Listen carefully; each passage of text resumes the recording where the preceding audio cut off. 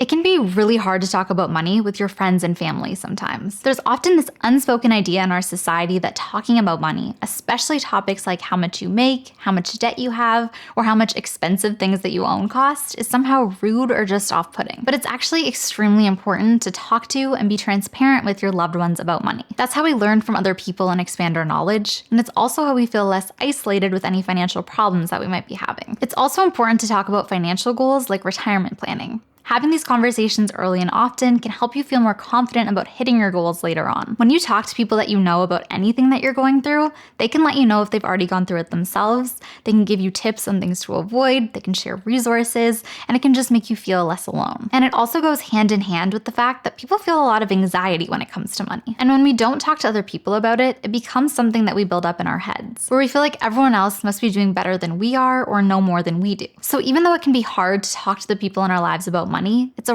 really important and really impactful thing to do. The good news is that young people are already talking about money with their family members, which we love to hear. CPP Investments did a recent survey that showed that 57% of Canadians between the ages of 18 to 44 had someone provide them with financial guidance. And the most common source of that financial guidance is an older family member, like a parent, grandparent, aunt, or uncle. Now, we're actually very excited to say that we're partnering with CPP Investments on this video, so we'll talk more about the retirement survey in a few minutes. Before we get to that, it's clear that these conversations are happening and they can have a big impact. But how should you talk about money with your friends and family? What types of conversations should you be having? Let's break it down.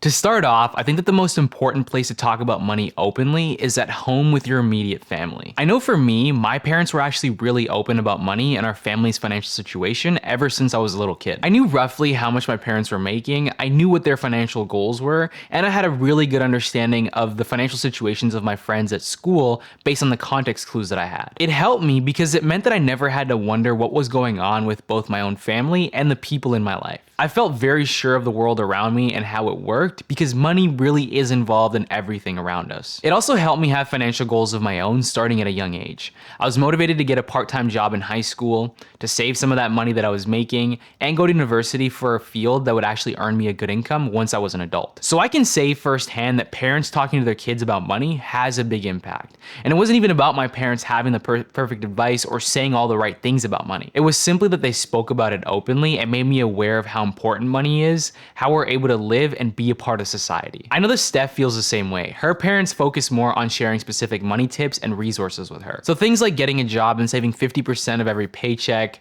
using a credit card and making sure that you pay it off in full every single month, starting to invest on a monthly basis when she had a full-time job and was making money consistently, things like that. So we had two different types of money conversations with our parents, but having conversations at all, no matter what they were about, helped us both in really impactful ways. I actually think that that's a really important point.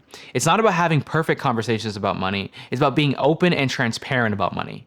One important topic to talk about with your more experienced family members specifically is saving for retirement, especially because they're living it now and often have valuable stories and advice to share. It's also a topic that younger people don't always think about as far in advance as they should be, and it can actually create a lot of financial anxiety. According to that same survey from CPP Investments that we mentioned earlier, there's significant disparity by age around retirement fears and financial anxiety, which are higher for younger Canadians. Financial stress is highest for younger Canadians aged 18 to 44, with 41% saying they feel the most angst about money, which actually makes a lot of sense to me. We typically have more fear around topics that we know less about, because knowledge and understanding is really what grows your confidence. Well, one part of the retirement planning puzzle is the Canada Pension Plan, or CPP. The CPP is a monthly benefit that replaces part of your income when you retire. If you work in Canada and are over 18, a portion of your paycheck automatically goes towards CPP, giving you a built-in head start on your retirement savings. According to the recent CPP Investments survey, 73% of Canadians who were very familiar with the CPP